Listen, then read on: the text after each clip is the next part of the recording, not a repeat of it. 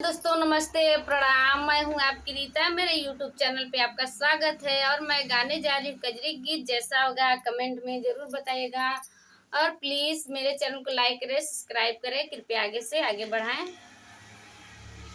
पिया गइल परदेसवा हमार सखी जियर बाल चार सखीना। पिया गइल परदेसवा हमार सखी अजियर बाल चार सखीना। जैसे गइल परदेस कवनो भेज न सनेस। जब से गइल परदेस तब से भेज न संदेश। समय बीत गइल सामनी बहार सखी जियरबा लचार सखीना।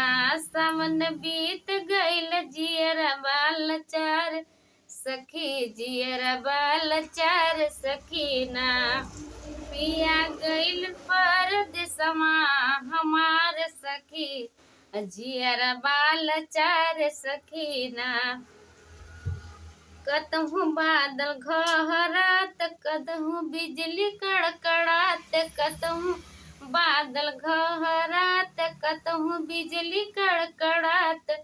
अलीक लाग नाही बरखा बयार सखी अजियर बाल चार सखीना। नीक लागत नाही बरखाई बयार सखी अजियर बाल चार सखीना। पिया गइल परदेसवा हमार सखी अजियर बाल चार सखीना। सखिया साज के सिंगार गाव कजरी बहार। सखिया साज के सिंगार गाव कजरी बहार।